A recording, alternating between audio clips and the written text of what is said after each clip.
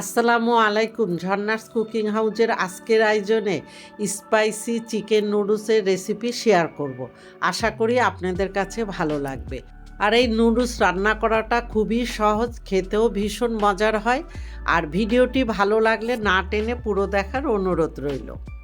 Noodles রান্না করার জন্য প্রথমে আমি একটি সস তৈরি করে নিব। এর জন্য একটি বাটিতে নিয়ে নিচ্ছি টমেটো সস 2 টেবিল চামচ, চিলি সস 1 টেবিল চামচ, লাইট সয়া সস 1 টেবিল চামচ, চিলি ফ্লেক্স 1/4 চা চামচ বা স্বাদ মতো দিয়ে নিতে পারেন, কালো গোলমরিচের গুঁড়া 1/4 চা চামচ, চিনি 1 চা চামচ এবং পানি 2 টেবিল চামচ দিয়ে সব কিছু একটু ভালো মতো মিশিয়ে নিলে সসটা রেডি।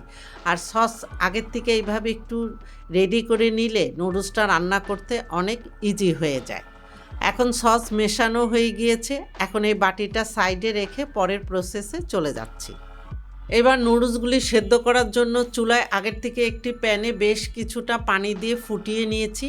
এখন এই ফুটন্ত পানিতে 1 চা চামচ লবণ, 1/2 টেবিল চামচ তেল দিয়ে পানির সাথে লবণ তেল ভালো মতো মিশিয়ে নিয়ে এখানে 2 প্যাকেট আমি ম্যাগি নুডলস দিয়ে 2 মিনিটের মতো সিদ্ধ করে নিয়ে নুডলসগুলি একটি স্ট্রেনারে পানি ঝরানোর জন্য রেখে দিব। আর আপনারা পানি ঝরাতে না চাইলে নুডলসের মধ্যে পরিমাণ মতো পানি দিয়ে সিদ্ধ করে নিয়ে পানিটা শুকিয়ে নিতে পারেন। এইদিকে নুডলসগুলি সিদ্ধ হয়ে গিয়েছে, আমি ঢেলে নেব।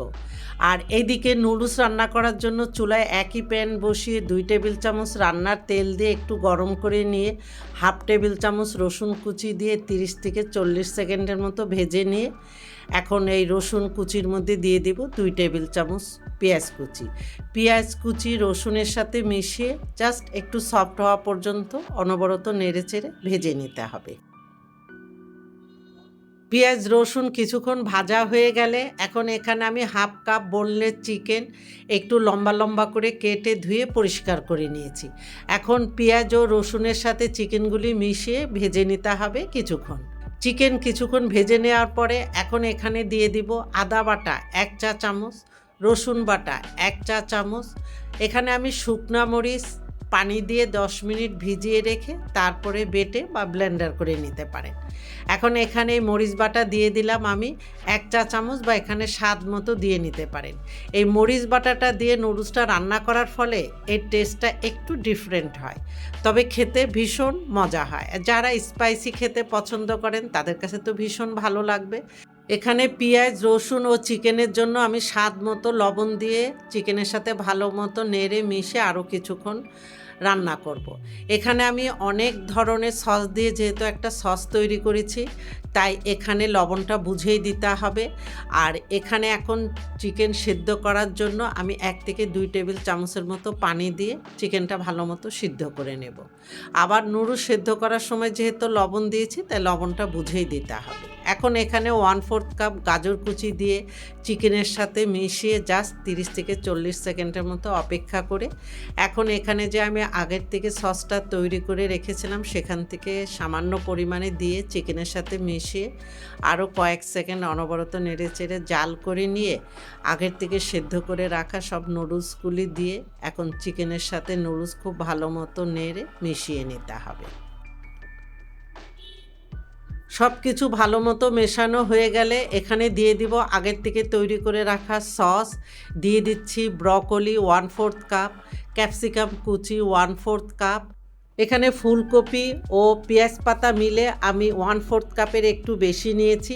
এখন নুডলসের সাথে সব সবজিগুলি ভালো মতো নেড়ে মিশিয়ে নিতে হবে। এখানে আপনাদের পছন্দ মতো শীতকালীন যে কোনো সবজি ব্যবহার করতে পারেন। আমি আজকে 1 কালারের ক্যাপসিকাম ব্যবহার করেছি, আপনারা চাইলে 3 কালারের ক্যাপসিকামও ব্যবহার করতে পারেন।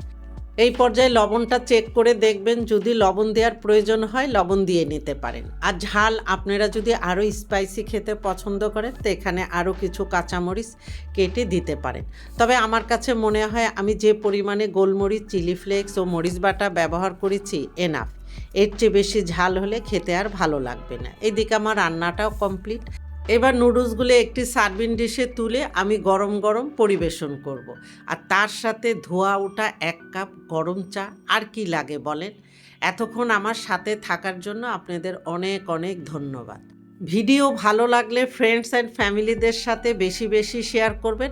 আর আমার চ্যানেলটি যারা সাবস্ক্রাইব করেছেন তাদের অনেক অনেক ধন্যবাদ। দূরে কাছে যে যেখানেই থাকেন আপনারা ভালো থাকবেন, আমাদের জন্য দোয়া করবেন। আল্লাহ হাফেজ।